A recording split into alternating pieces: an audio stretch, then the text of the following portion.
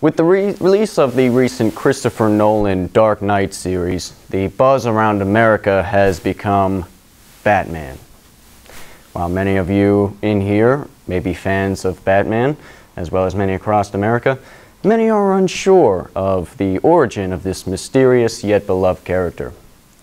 I am here to clarify the history of Batman in his creation, his move from his original comics to his own comic title, and his earliest television appearances. The first step in talking about the early history is obviously his creation. In 1939, artist Bob Kane came up with the idea for Batman after reading Superman comics. His original drawing looked almost exactly like Superman, with the tights, the little underwear over the tights, and all that. He went to his buddy Bill Finger, who he had met at a party, and he showed him his drawing and asked him to, give some feedback. Mr. Finger came back and he created the ears, the cape, and the cowl, and basically made the Batman that we know today.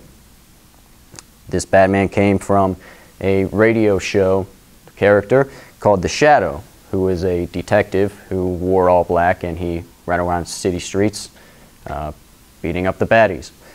As well as the Bat idea came from a film character from a movie in 1930 called The Bat Whispers, in which a guy dressed as a bat and committed several murders.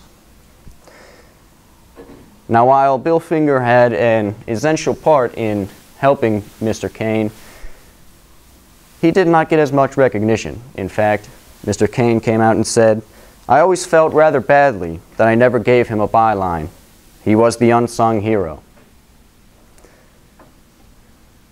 Now that we know the creation of Batman, it is important to talk about the medium in which he first was known to the public. In May of 1939, Detective Comics issue 27 came out with the first Batman comic. It was only 6 pages long, with as many as 11 panels per page, but it was an immediate hit. Batman was then in every single Detective Comics until they stopped coming out. In 1940, Batman was so successful that he got his own comic book title, self-titled Batman. Les Daniels, in his book, Batman, The Complete History, is quoted as saying, "Just getting a comic named after him was quite an accomplishment. Going solo was a sure sign of success." In the first comic in his own Batman title, we meet the Joker, who was his main villain. This set the stage as it was one of the first reoccurring villains in the Batman legacy. It paved the way for many other villains, such as the Riddler and the Penguin. Now that we've talked about the origin and the first comics, now we can move on to what really made Batman popular. And that was his first TV appearance in the 1940s. His first actual TV show was in a movie serial titled Batman. Notice how cheesy it is. This came out in 1943, and it was made by Columbia Films. It came out in 15 chapters, as movie serials back then were basically the TV episodes, only they didn't have TV, so they went to the movie theaters to watch their episodes. And this was a time of World War II, so this, in Will Booker's Batman Unmasked, Analyzing a Cultural Icon, he said it included sufficient propaganda aspects to locate the film within the contemporary patriotic adventure genre. The bad guy in this was a Japanese immigrant who controlled Americans and made them his zombies. Now, this was an absolute unsuccessful movie, but in 1966, ABC hired writer William Dozier to come in and overdo Batman.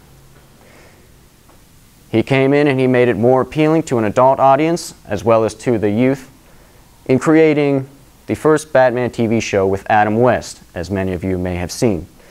This was an instant success. After the first season, over $75 million in Batman merchandise was sold because of it. However, after 3 seasons, it was unfortunately canceled because it was too expensive, because it was too awesome. William Dozier said it was the biggest immediate hit which ever aired on TV.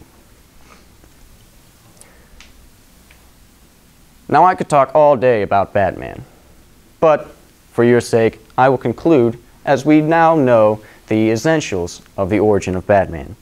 He was created by Bob Kane and Bill Finger in 1939.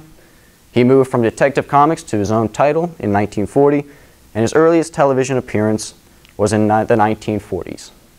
Now, when you hear Batman or watch The Dark Knight, you will know, I know where he came from.